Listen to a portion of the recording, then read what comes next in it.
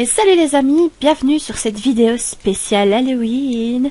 J'espère qu'elle vous fera frissonner et surtout qu'elle va vous apprendre des choses. Donc dans cette vidéo, nous allons d'abord commencer par parler des origines de la fête d'Halloween, donc d'où elle vient, comment, etc. Ensuite, je vous raconterai la légende urbaine de Jack-o'-lanterne, vraiment la légende qui nous a amené cette fête chez nous. Ensuite, je vous raconterai une petite creepypasta. Et pour finir, nous allons parler des contes. Alors, je pense qu'il y en a beaucoup qui vont dire « Des contes? Quoi? Le jour d'Halloween ?» Oui, et vous savez pourquoi? Parce que les contes Disney sont absolument, mais vraiment pas du tout les contes originaux. Et croyez-moi, si vous n'êtes pas au courant et que vous ne connaissez pas les contes des frères Grimm, d'Andersen, etc., croyez-moi, vous allez halluciner. Et voilà, j'espère que le programme va vous plaire, et je vous dis à tout de suite pour une soirée d'horreur. Commençons d'abord par parler des origines de la fête d'Halloween.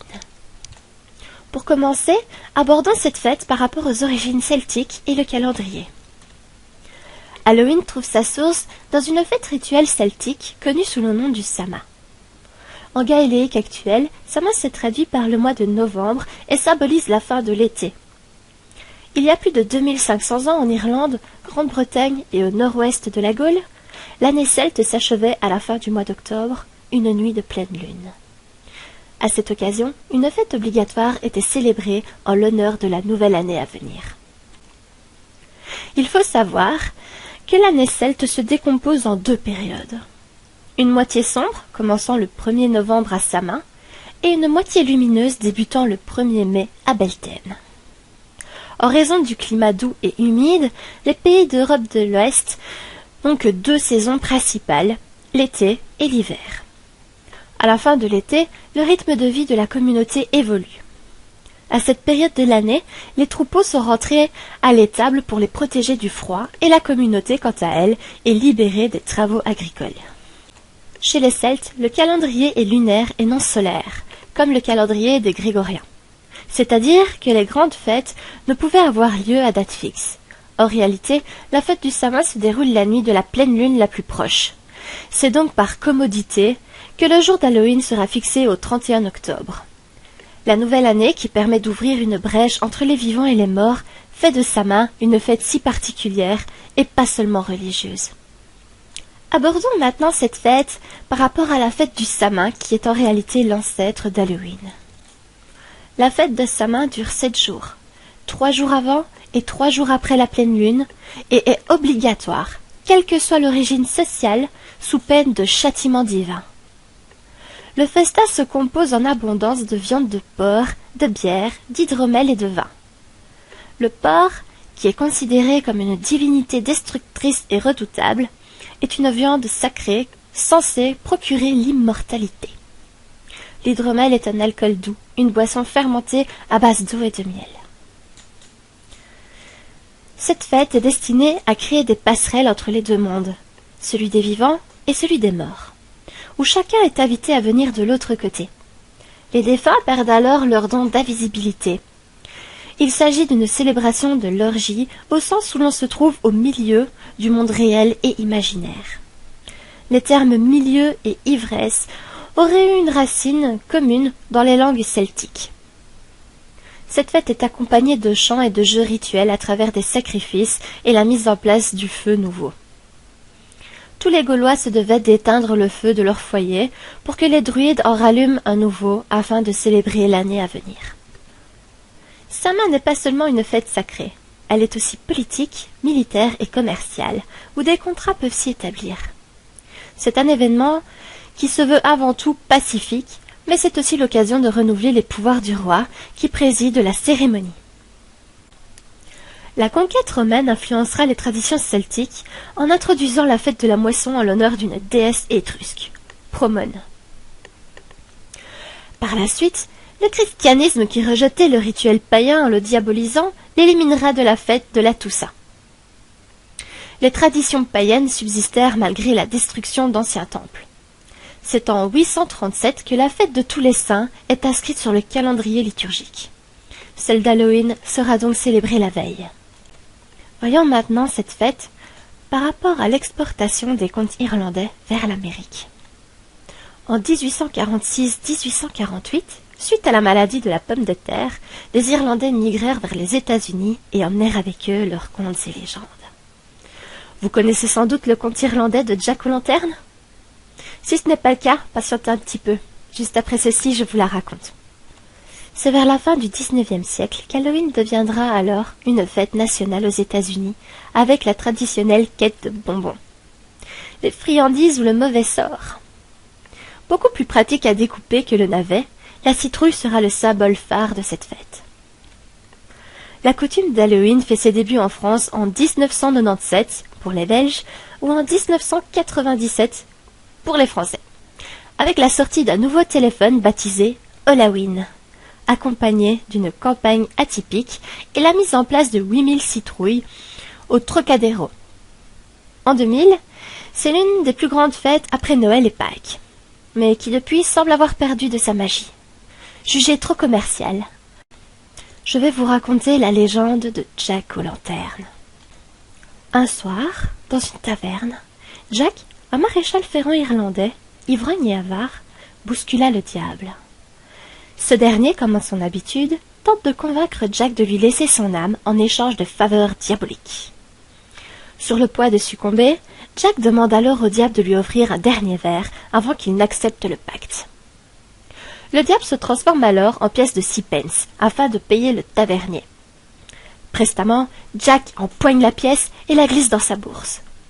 Or, celle-ci contient une croix en argent et le diable, ne pouvant plus se retransformer, est prisonnier sous la forme de cette petite pièce. Jack obtient alors du malin qu'il ne vienne pas réclamer son âme avant qu'il ne se soit écoulé 10 années. Et le diable accepta. 10 ans plus tard, Jack rencontre le diable sur une route de campagne. Ce dernier réclame son dû. Jack, réfléchissant à toute allure, dit alors « Je vais venir, mais d'abord, pourrais-tu cueillir une pomme de cet arbre pour moi ?» Le diable grimpe sur les épaules de Jack et s'accroche aux branches du pommier. Jack sort alors son couteau et sculpte une croix sur le tronc de l'arbre. Coincé de nouveau, le rusé maréchal ferrant obtient alors du diable la promesse qu'il ne prenne jamais son âme. Sans autre solution, le diable accepte et Jack efface la croix du tronc. Quelques années plus tard, Jack meurt. Il se voit refuser l'entrée du paradis à cause de sa vie d'ivrognerie. En désespoir de cause, il se rend chez le diable. Aux portes de l'enfer, celui-ci lui rappelle qu'il ne peut pas prendre son âme. « Mais où vais-je aller ?» demande Jack. « Retourne d'où tu viens, » lui répond le diable. Il faisait nuit, froid, et un grand vent soufflait. Jack demanda alors au diable s'il n'avait pas de quoi l'éclairer sur la route. Dans un geste de bonté, le diable lui donna une braise, et Jack l'a mise dans un navet qu'il était en train de manger pour la protéger du vent glacé. Depuis lors, Jack est condamné à errer comme une âme en peine au milieu des ténèbres. La tradition irlandaise de creuser des navets lors de la nuit d'Halloween, en souvenir des âmes perdues comme celle de Jack, fut vite remplacée lors de l'exode massif des Irlandais vers les Amériques, plus ou moins en 1845-1850, par l'envie de creuser des citrouilles qu'ils trouvèrent sur place. La fillette au masque. Cathy, une adolescente étudiante au lycée en Californie, est embauchée un soir par un couple pour s'occuper de leur petite fille, Kim, âgée de 6 ans. Les deux parents souhaitaient passer cette soirée d'Halloween en tête-à-tête, loin des cris et des costumes des enfants qui passaient éventuellement réclamer des friandises. Qu'à cela ne tienne, même si cela signifiait ne pas être avec ses amis en cette nuit très spéciale, s'occuper d'une enfant ne la dérangeait pas. Par ailleurs, la petite s'avérait être adorable. Après que les parents soient partis et qu'elle ait regardé un de ses dessins animés préférés, les deux filles passèrent à table. Vint le moment du dessert. Cathy débarrassa les assiettes, puis se tourna vers la petite fille. « Alors, qu'est-ce que tu voudrais comme dessert maintenant ?» Kim ne mit pas longtemps à se décider. « De la glace, à la vanille, s'il te plaît, Cathy !» La baby-sitter lui esquissa un sourire et lui demanda « Très bien, tu sais où tes parents la rangent ?»« Au sous-sol. » Cathy se dirigea vers la porte que la fillette lui avait indiquée.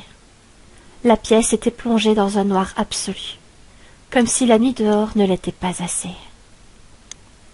Elle entreprit de descendre les escaliers à tâtons, s'appuyant sur le mur à la recherche de l'interrupteur. Ce n'est qu'une fois arrivée en bas qu'elle sentit le contact du bouton sous ses doigts. Un flash l'aveugla un bref instant, avant que la clarté ne s'atténue. L'ancienneté de l'ampoule se faisait sentir, mais elle éclairait suffisamment pour se diriger dans la pièce. Cela dit, c'était un vrai débarras. Cathy tomba sur le congélateur, plongea sa main au milieu des différents produits et en sortit le pot de crème glacée. Au moment de quitter les lieux, elle remarqua quelque chose sur la droite. Une fenêtre donnait une vue sur le jardin, faiblement éclairée par la lueur d'un réverbère. Une silhouette se tenait au centre, immobile. Elle fixait la direction du réverbère, faisant dos à la fenêtre. Mais Cathy devina la silhouette d'une fille aux longs cheveux blonds portant quelque chose sur le visage.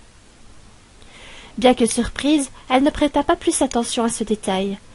Après tout, les enfants déguisés remplissaient les rues ce soir-là. L'adolescente remonta les marches, prit un bol et servit 2 généreuses boules de glace à la jeune fille. Elle était ravie. « Mais tu as oublié la crème fouettée ?» Amusée par la réaction de l'enfant, Cathy se fit mine de prendre un air abasourdi. « Oh oui, suis-je bête? Mais où est-elle » Ce à quoi elle répondit timidement « Au sous-sol ». Elle se rendit à nouveau dans la pièce, alluma l'ampoule, se dirigea vers le frigidaire et se saisit de la bombe de crème. Alors qu'elle se tenait au pied des escaliers, la forme de la fenêtre appela son attention.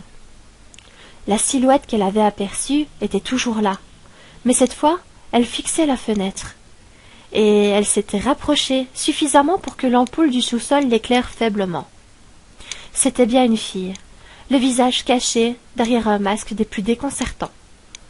Rouge et noir, les yeux fins et sombres, fendus d'un sourire exhibant des crocs abominables. Cathy pressa le pas. Elle garnit le bol de crème et posa la bombe sur la table. Kim se tourna de nouveau vers sa baby-sitter. « Est-ce que je peux avoir de la sauce chocolat, s'il te plaît, Cathy ?»« Laisse-moi deviner, elle est au sous-sol ?» Elle la fixa d'un air candide. Il n'en fallait pas plus pour comprendre la réponse.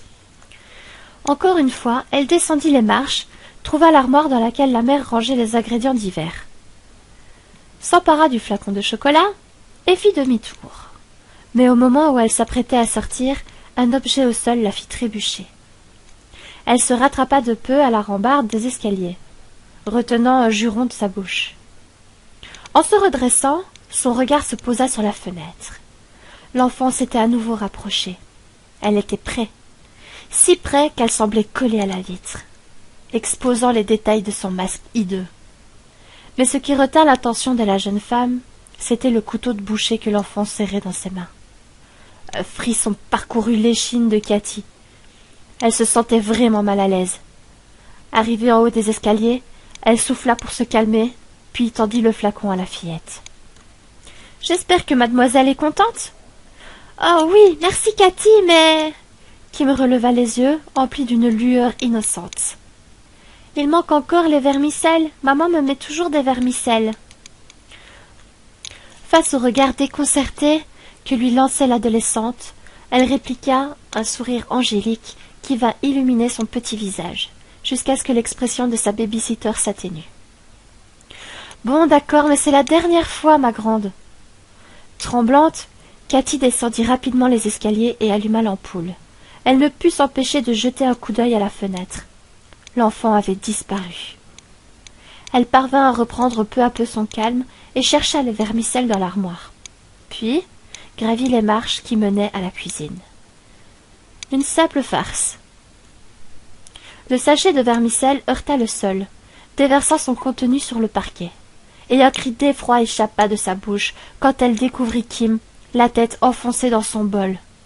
Un épais flot de sang s'écoulait le long de sa chaise pour se répandre sur le sol en une flaque éclatante. s'échappant de sa gorge tranchée vive. Les parents de la fillette ne tardèrent pas à rentrer, suivis de peu par la police. Ils trouvèrent l'adolescente terrorisée dans un coin du salon, arrivant à peine à balbutier quelques mots.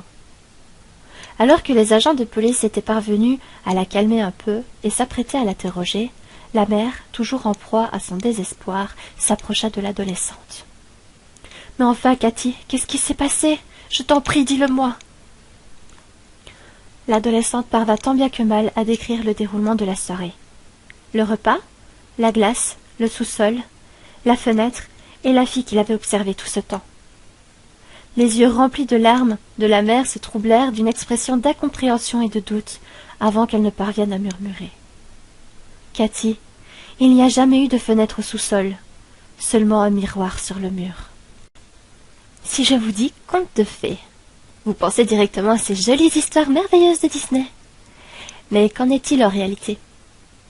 Si on se penche sur les œuvres originales, on se rend bien vite compte qu'elles n'étaient pas faites pour mettre les enfants sur la route des rêves merveilleux, et que les fins heureuses étaient plutôt rares. Ces contes étaient destinés aux enfants afin de les mettre en garde des difficultés et des horreurs de la vie. Ce n'est pas une blague. Ces contes que nous chérissons tant sont en réalité bien glauques. La petite sirène. Dans la version originale, Ariel se trouve une paire de jambes et un mari en un temps record et où tout se termine bien.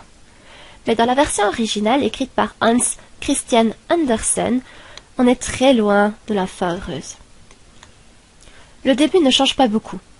À 15 ans, la petite sirène est autorisée à aller jeter un œil à la surface, où elle repère un prince sur un bateau qui chavire suite à une tempête.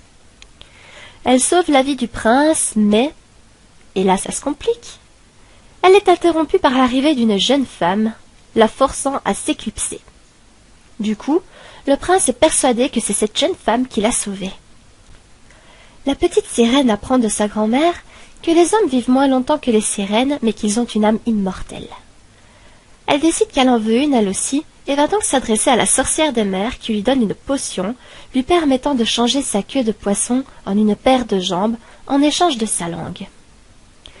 Sauf que, et c'est là que les choses commencent à se corser, non seulement la gestion de la potion provoque une douleur atroce, mais en plus, chaque pas qu'elle fera lui donnera l'impression de marcher sur des couteaux de cuisine. Sachant qu'elle danse pour le prince, on imagine un peu sa joie. Puis, elle apprend que si elle échoue et que le prince en épouse une autre, elle se dissoudra dans l'eau à l'aube pour se transformer en écume. Elle se rend sur la plage où elle est recueillie par le prince qui s'attache à elle sans pour autant oublier celle qui l'a sauvée. Et comme la petite sirène n'a plus de langue, elle ne peut pas lui dire la vérité. Un beau jour, le roi ordonne à son fils de naviguer jusqu'au royaume d'à côté pour épouser la fille du souverain local. Pas content du tout, le prince refuse et déclare préférer épouser sa jeune copine muette, sauf qu'une fois arrivé sur place, il se rend compte que la princesse est en réalité la jeune femme en question, à qui il croit devoir la vie. Le prince et la princesse se marièrent donc, et le cœur de la petite sirène est littéralement brisé. Mais avant de devoir faire face à sa disparition à l'aube, ses sœurs lui apportent un couteau magique. Si elle plante ce couteau dans le cœur du prince, elle redeviendra sirène et aura la vie sauve. Mais elle refuse de tuer l'homme qu'elle aime, et à l'aube, elle se jette elle-même dans la mer où elle se transforme en écume. Cette histoire met en évidence une série d'injustices et une fin qui donne juste envie de se pendre. Blanche-Neige. Dans la version Disney, Blanche-Neige avait déjà des côtés terrifiants. La scène de la forêt en a fait flipper plus d'un. Mais si on va voir du côté des frères Grimm, on a encore de quoi bien rigoler. Pour commencer, l'âge de Blanche-Neige dans la version originale était de 7 ans, et ce n'est pas sa belle-mère mais sa mère qui décide de la tuer car elle est jalouse de sa beauté. En revanche, elle triomphe bel et bien de sa vilaine maman ou de sa vilaine belle-mère, tout dépend des versions, qui est alors punie d'une manière plutôt atroce. En effet, elle fut condamnée à chausser des sabots de fer chaud et à danser jusqu'à la mort. Plutôt charmant, n'est-ce pas? Il existe aussi d'autres versions dans lesquelles la belle-mère est une cannibale qui veut manger certaines parties du corps de Blanche-Neige. Le plus souvent, c'est son cœur et ses intestins. Ceci dit, chez Disney, On avait l'histoire du cœur que le chasseur avait habituellement remplacé par un cœur de biche. Cendrillon. Cendrillon, cette pauvre petite fille maltraitée par une vilaine marâtre et ses pestes de fille. Pas de grand changement côté Disney, si ce n'est la scène du soulier de verre. Alors que dans la version de Perrault, Cendrillon décide de pardonner le comportement de ses sœurs, chez les frères Grimm, ça rigole vachement moins. Alors que toutes les filles du royaume s'acharnent à faire rentrer leur vilain pied banal dans le fin soulier, les sœurs de Cendrillon décident d'y aller à la sauvage. La première se coupe le gros orteil, mais un petit oiseau fait remarquer au prince que la chaussure dégouline de sang, et elle est disqualifiée. La deuxième se scie le talon, mais se fait également griller, ce qui permet à Cendrillon de prouver qu'elle est bien l'inconnue du bal. Mais ça ne s'arrête pas là. Comme punition, les deux sœurs sont condamnées à se faire picorer les yeux par des oiseaux, puis à mendier aveuglément pour le reste de leur vie. Parce que, évidemment, marcher sur des pieds mutilés à vie, c'était pas suffisant. Une autre version raconte aussi que les fameuses pantoufles de verre sont en réalité des souliers en fourrure d'écureuil. Le petit chaperon rouge. Dans la version que nous connaissons tous, le petit chaperon rouge se rend chez sa grand-mère pour lui apporter un petit pot de beurre et une galette. Il croise le grand méchant loup sur son chemin. Toute naïve qu'elle est, elle lui dit exactement où elle se rend et le loup s'arrange pour s'y retrouver avant elle. Il mange la grand-mère et se fait passer pour elle pour accueillir le petit chaperon rouge. S'ensuit alors la série de questions sur la taille des différentes parties du corps du loup, puis le petit chaperon rouge subit le même sort que sa grand-mère. Mais fort heureusement, un bûcheron qui passait dans le coin ouvre le ventre du loup avec sa hache, libérant ainsi la petite fille et sa grand-mère. En réalité, cette histoire comporte assez bien de versions. En voici une. La vérité, c'est que le loup mange la grand-mère et le petit chaperon rouge. Fin. Y a rien d'autre. Y a personne pour venir les sauver, ils sont juste bouffés. C'est tout. Point barre. Si on remonte un peu plus loin, on trouve une autre version dans laquelle le petit chaperon rouge demande son chemin au loup et se fait manger. Pas de grand-mère, pas de bûcheron, juste un loup affamé. La morale de l'histoire, ne jamais faire confiance aux inconnus. Et si on veut rigoler encore un peu, on peut remonter un peu plus loin. Une autre version raconte que le loup, ayant tué la grand-mère, toujours pour prendre sa place, invite le petit chaperon rouge à casser la croûte. Le plat principal étant la grand-mère. La fillette mange donc sa propre mamie et ne se rend compte qu'après coup, que le loup se fait passer pour elle. Elle prétend donc avoir envie de faire caca en exprimant le désir de sortir pour ne pas salir le lit. Et c'est ainsi qu'elle réussit à s'enfuir. Fin. C'est fini. Pinocchio. Voici l'œuvre originale de Carlo Collodi. À l'origine, c'est loin d'être une histoire pour enfants. La vie de Pinocchio était vraiment moins marrante que dans la version de Disney. Geppetto a la réputation de haïr les enfants. Alors il est envoyé en prison, tout le monde étant persuadé qu'il maltraite Pinocchio.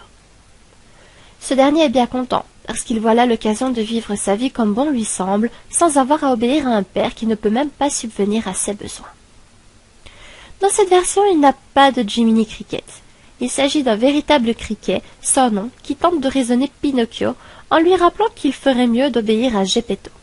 Et qu'après tout, il était fait de bois et que franchement il méritait une bonne correction. Après ça, Pinocchio le tue accidentellement avec un marteau. Puisque son père est en prison, Pinocchio en est réduit à mendier dans les rues pour gratter un peu de nourriture, sans succès. À vrai dire, il se fait arroser d'eau glacée et rentre chez lui tout gelé. En tentant de se réchauffer près de la cheminée, il s'endort et ses pieds prennent feu. Geppetto finit par être relâché et retrouve son fiston pour enfin continuer à vivre dans une extrême pauvreté. Geppetto est même forcé de vendre son marteau pour acheter des livres d'école à Pinocchio, qui est loin d'être un élève assidu. Mais il doit bien y avoir une fin heureuse pour une histoire comme celle-ci, non? Eh ben non. Après avoir vécu toutes les aventures qu'on lui connaît, Pinocchio finira pendu pour toutes ses fautes et ses bêtises. Rumpelstiltskin. Dans la version que nous connaissons tous, un paysan prétend que sa fille a le pouvoir de changer la paille en or, ce qui attire l'attention du roi qui décide d'enfermer la fille dans un grenier plein de paille afin qu'elle change le tout en or. Bien entendu, la fille en est incapable, et elle se demande bien comment elle va pouvoir s'en sortir, lorsqu'un nain apparaît.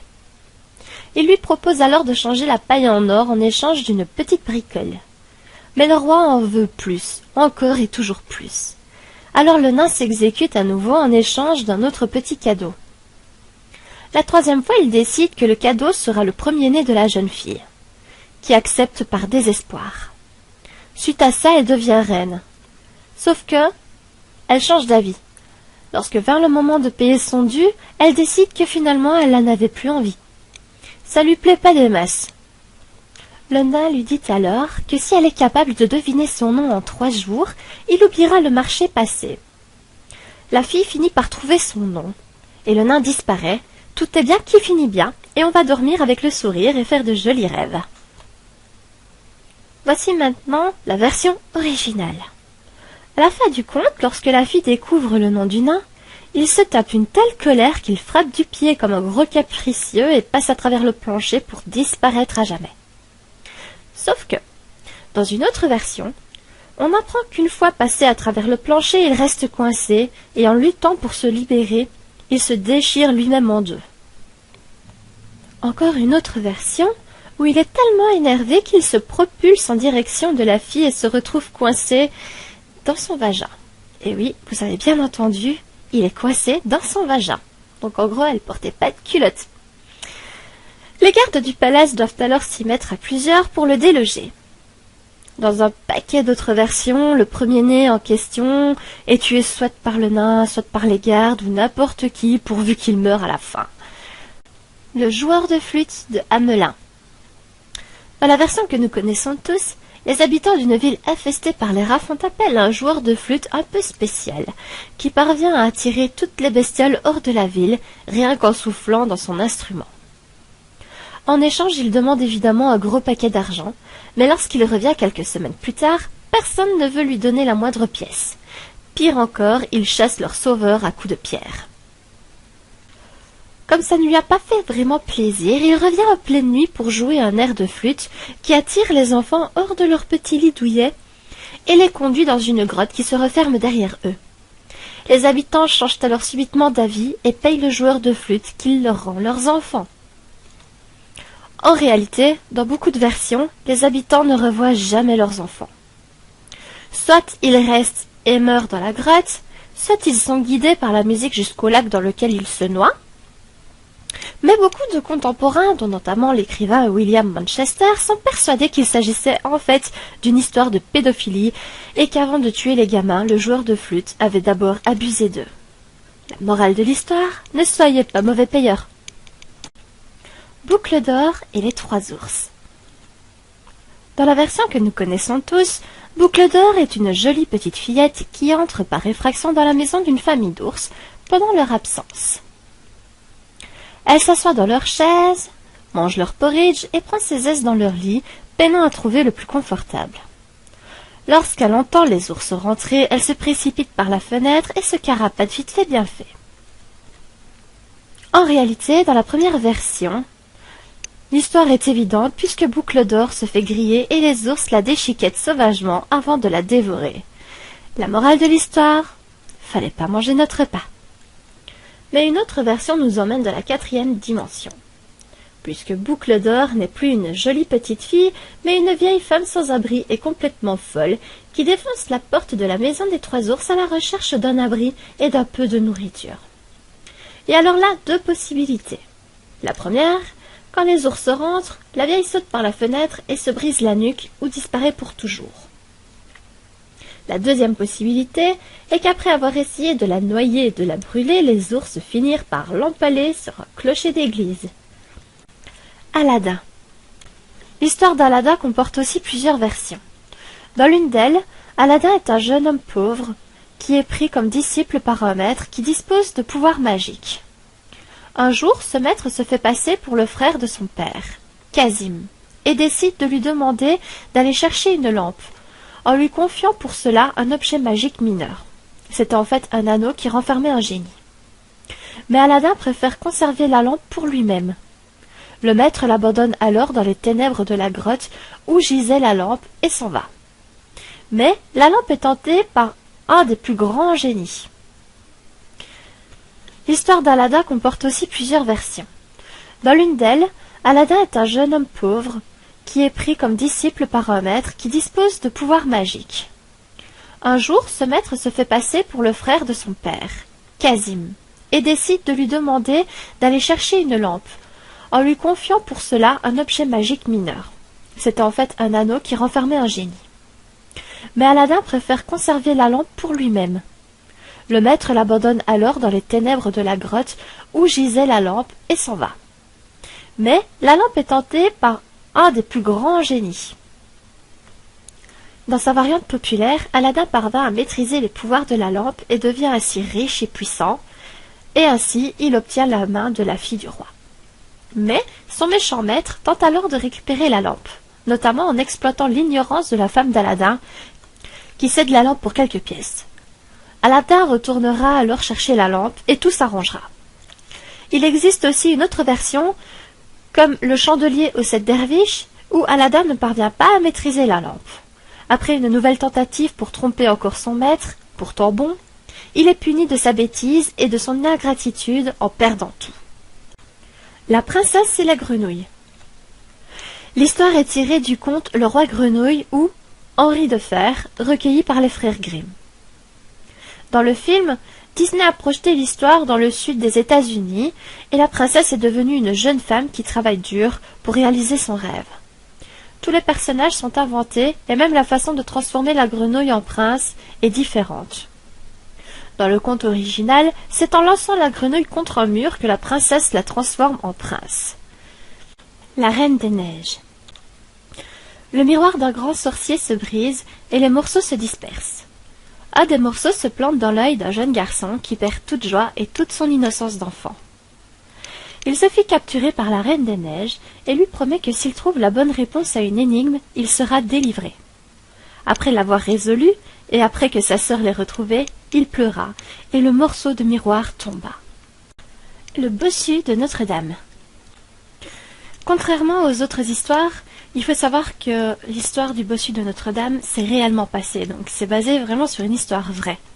Donc dans cette version de l'histoire, Esmeralda est pendue sur la place publique, sur ordre de Frollo.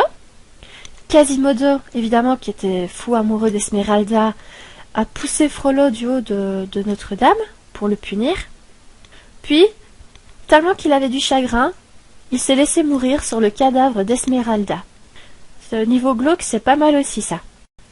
Mulan. Mulan est en réalité l'héroïne d'une légende chinoise.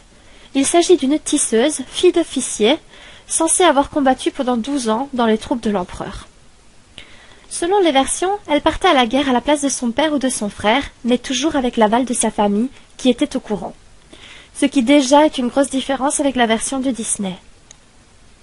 Elle est nommée générale et après la guerre reprit son métier de tisseuse. N'ayant demandé qu'un bon cheval comme récompense, personne ne la démasqua pendant la guerre. Mais, lorsque l'empereur apprit la vérité, plus tard, il la réclama comme concubine avec insistance, s'opposant sans cesse au refus de Mulan, qui finit par se suicider, et elle a eu droit à des funérailles impériales. Peter Pan. Dans le conte original, Peter Pan n'est vraiment pas un gentil garçon, absolument pas comme le film ou le dessin animé de Disney. En fait, Peter Pan est le seul à ne pas grandir, donc il décide de tuer les enfants perdus qui deviennent trop grands. Et comme Wendy aussi grandit, il revient et prend sa fille, puis sa petite fille, et ainsi de suite. Voilà, fini.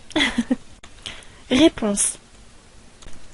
Réponse figure dans le premier recueil des contes des frères Grimm. Une sorcière enlève la petite fille aux cheveux magiques et l'enferme dans une tour. Jusque-là, tout va bien. Sauf que c'est un prince qui parvint à rentrer dans la tour et tombe amoureux de la princesse. Celle-ci commet l'erreur de parler des visites du prince à la sorcière. La sorcière décide de lui couper les cheveux et de l'abandonner dans le désert. La sorcière attache alors les cheveux à la fenêtre de la tour pour attirer le prince. Une fois que le prince était en train de grimper par les cheveux, elle le laissa tomber et du coup il se serait crevé les yeux dans les buissons de ronces. Mais, dans certaines fins, l'histoire se finit plus ou moins bien car il se met à errer dans le désert où il retrouve Réponse, qui se met à pleurer, et ses larmes, lui font revenir ses yeux, en fait, ça le guérit, voilà. Hansel et Gretel. Dans la version que nous connaissons tous, Hansel et Gretel sont perdus dans la forêt. Ils tombent sur une maison entièrement faite de pain d'épices et autres sucreries, mais habitée par une vilaine sorcière qui n'a qu'une envie, les manger tout crus. Elle les exploite un peu, le temps de les engraisser, mais ils s'en sortent à temps, la jetant dans le feu avant de s'enfuir. En réalité, on ne parle pas toujours de sorcières en ce qui concerne cette histoire. Le conte a été repris et modifié dans tous les sens, et parfois il s'agit d'un démon, d'un ogre ou même du diable en personne que les enfants essayent d'arnaquer de la même façon que la sorcière, mais qui parvint à déjouer leur plan. Ils demandent alors à l'un des enfants de monter sur un établi afin de se faire saigner, mais les enfants prétendent ne pas savoir comment faire pour grimper dessus. La femme du démon fait alors une démonstration et les enfants en profitent pour lui trancher la gorge et s'enfuir. La Belle au bois dormant. Là encore, Disney avait su donner une dimension inquiétante à ce dessin animé. La scène où Aurore est sous l'influence de la méchante reine qui l'attire vers le fameux fuseau sur lequel elle se piquera le doigt par exemple. Mais malgré tout, l'histoire finit bien, puisque le prince vient la réveiller d'un doux baiser et que tout le monde fait la fête au château. On imagine bien sûr que le mariage et les nombreux enfants font partie du futur proche du couple. Mais, vous vous en doutez, ce n'est absolument pas ce qui se passe dans le conte d'origine. Contrairement aux croyances populaires, le conte qui est raconté chez nous par Perrault ne s'arrête pas au réveil d'Aurore. D'ailleurs, comme souvent, la princesse n'a pas de nom dans la version originale. Accrochez-vous car cette histoire est vraiment glauque. Et rappelez-vous que ces histoires sont destinées à de jeunes enfants. Une première version raconte que le prince épouse la princesse en secret et lui fait 2 enfants, la petite Aurore et le petit Jour, dont le prince cache l'existence parce que sa mère, en plus d'être une reine, est une ogresse qui a un goût développé pour la chair humaine. Une fois sur le trône, le prince confie la princesse et ses enfants à sa cannibale de mère et s'en va faire la guerre. Croyez-moi, c'est absolument pas une bonne idée. Je ne sais pas ce qui passait dans la tête du prince à ce moment-là, mais il devait être bien défoncé. À la surprise générale, l'ogresse décide de faire cuisiner le petit Jour par un cuistot dans la cabane au fond des bois. Mais le cuistot n'est pas de cet avis, il décide donc de faire cuire un agneau à la place du garçon, avec une petite sauce spéciale pour tromper la reine. Suite à ça, elle demande à ce qu'on s'occupe de la petite fille, que le cuisinier remplace par une chèvre cuite dans la même sauce. La princesse n'étant pas du tout dans la confidentialité, elle décide de demander au chef de lui trancher la gorge pour qu'elle puisse rejoindre ses petits-enfants dans la mort. Mais lorsque le cuisinier lui montre que ses enfants sont toujours en vie, ils se font griller par la reine, qui n'était absolument pas contente. Elle ordonne alors qu'ils soient tous jetés dans un fossé rempli de créatures mortelles. Mais le roi revient à temps de guerre pour sauver sa petite famille, et la reine décide qu'il vaut mieux pour elle de se suicider. C'est charmant. C'est vraiment charmant. Une histoire comme ça, juste avant d'aller dormir, ça donne vraiment envie de faire des beaux rêves. Une autre version change complètement la donne puisqu'elle nous apprend que ce n'est pas un doux baiser qui a réveillé la princesse, mais en réalité le prince l'a trouvée endormie et a donc décidé de la violer dans son sommeil. C'est charmant aussi. Elle se retrouve enceinte de 2 enfants, et c'est l'un d'eux qui la réveille en lui suçant le doigt qu'elle s'était piqué sur le fuseau, aspirant ainsi le poison. Entre-temps, le prince s'est marié avec une autre, et lorsqu'il apprend que sa victime s'est réveillée, il décide de garder le secret. Mais sa femme le surprend en train de crier les noms de la princesse et de ses 2 enfants dans son sommeil, et décide que ces enfants doivent être cuisinés et servis à leur père. Le cannibalisme était donc une chose très courante dans le temps.